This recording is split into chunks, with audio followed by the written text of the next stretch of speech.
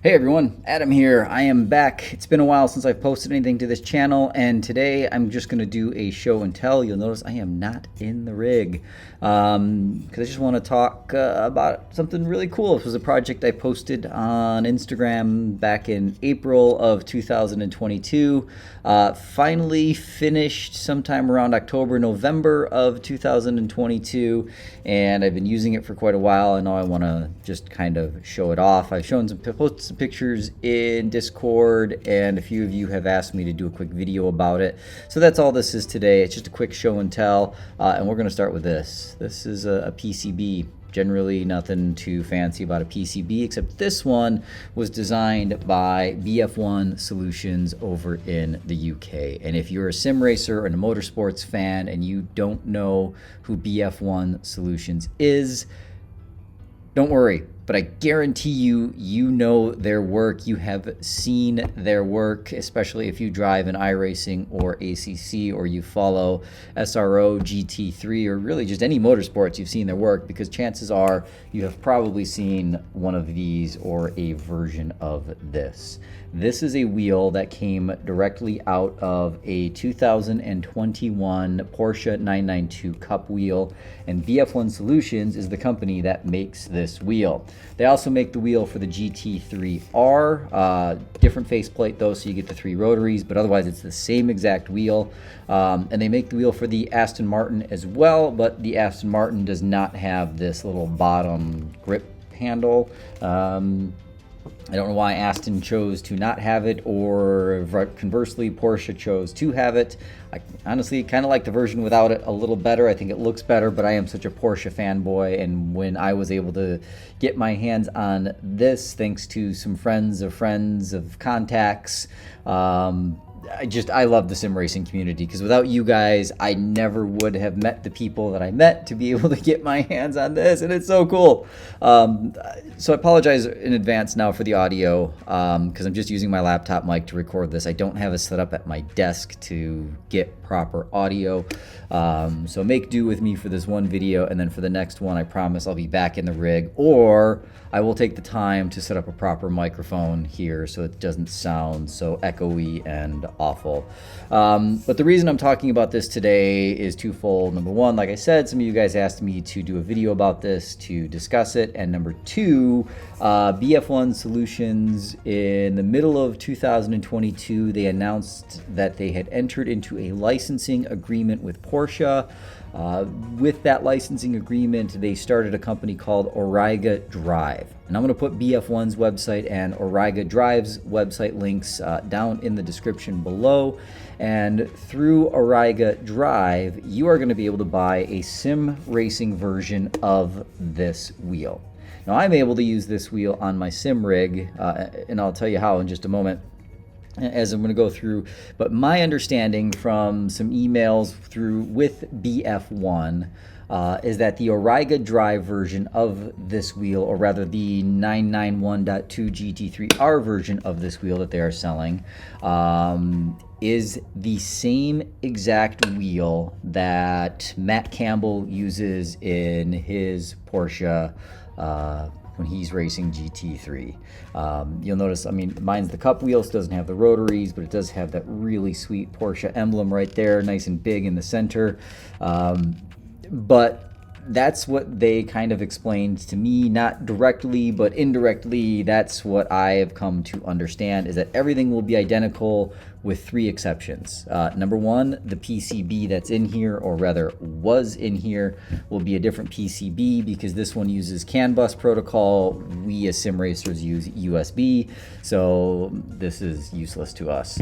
Number two, your wheel will have a USB port on the back, or rather a cable connection here. I believe it's a threaded 5-pin connection. Sorry, getting used to this camera position, that you will be able to then plug into a USB hub or directly into your PC. And number three, you will not have the Crontec quick release. I had some help from some seriously amazing friends in designing a custom PCB for this wheel that allowed me to use it on my sim rig and maintain the Crontec quick release. Because you can see, hopefully in there, there's some pins in here because the quick release comes if you buy a Porsche race car or an Aston. This quick release will come on it from BF1, and on the steering column side there will be a steering column end of this quick release, because a quick release has to have two halves that will be pre-pinned and wired specifically for this wheel. That wire will then run down the steering column. Well, we don't do that in sim racing. We all use USB, but I wanted to keep that. So I'm going to post a couple of pictures here, just have them sit on top of this video while I talk for a moment, where I had, again, some more help and just confirming that this was going to be not damaging any wiring or anything, but I'm able to use a wire that's routed through the SimCore shaft extension that I use for my Simu Cube 2, then out to another 5-pin connector, and then from there into USB. So it is insanely secured onto my rig. There's no way that cable is pulling out of anything and it's going to do any damage. I have absolutely zero risk of these cables disconnecting at any point in time during racing. So if you are interested in buying the AurigaDrive version of this wheel, and I do hope I'm pronouncing that right. I was bad at phonetics, but Auriga, from my understanding of astronomy, is the charioteer. If you know your constellations, you will know what I am talking about. If you don't, Wikipedia, Google are your friends. The back side of this wheel, the base of this wheel, it's hollow. It's 3 distinct pieces of molded carbon fiber. Insanely lightweight. This wheel, with the quick release and the standoff here will come on the sim racing version, so you can bolt up any 70.3 millimeter quick release that you have and be good to go. But this wheel, as it sits in my hands right now, is the lightest wheel I own. If I were to take the quick release off, quick release on, it's close. My Momo Mod 27C with a very old Asher racing button box. In fact, it's one of the first button boxes Martin Asher ever made, is slightly lighter than this. But otherwise, this is right there. This is insanely light. Shifters are all machined aluminum. They're a very smooth pull. There's no bearings in here. It's just, sorry, getting used to the camera. They're just cotter pins and C-clips holding everything in place. And I can always, just like your sim racing shifters, you can swap out the magnet if you want a stronger or softer pull. I've got 2 buttons on the back here for my index finger, which are really easy to get to.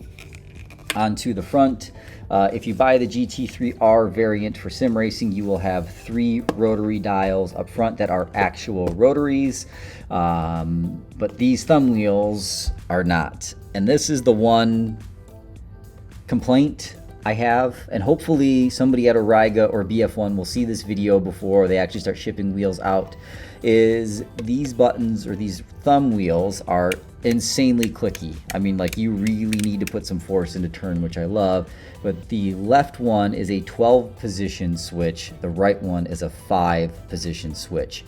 So you cannot use these for making adjustments in car, in iRacing or ACC, because it's not just a forward or backwards type situation like a traditional rotary. It's position 1 through 12 or position 1 through 5.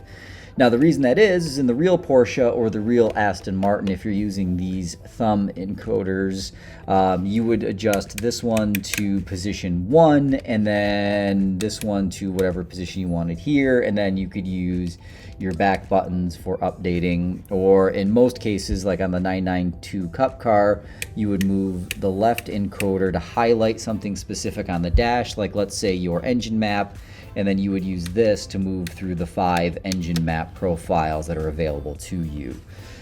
You can do that in iRacing. What I would ideally love to do is, okay, so this one's on position 3, and then I would use the back buttons. Position 3 would be ABS, position 2 would be brake bias, however that would be. I'll admit it's not the fastest way to adjust brake bias or ABS, but I just think that would be really cool. You can do it. There's some workarounds to make it happen in iRacing through excuse me, through tools like Joystick Gremlin. I think joy to key, I could probably make that work too, or auto hotkey if I wanted to, but it's a bit of a work. So right now I'm not using these except in SimHub. I'm using these for a custom dash that I'm working on. So when this one is on position 3, page 3 is displayed. And then when this one's on position 2, page 2 of a widget that I'm working on will be displayed, so that I can kind of scroll through and adjust depending on what car I'm using or what sim I'm in. I can just automatically scroll through one dash in SimHub and have the data that I want to see. 12 buttons on the front. The top 3 are easily accessible by my small hands, and my thumb can reach these easily. I do have to kind of reach a little more for these bottom 3 buttons, but in the real car, these bottom 6 really buttons are not used all that much, like full course yellow, acknowledge. What else is on here? There's the display button for changing the page that's viewed on the dash.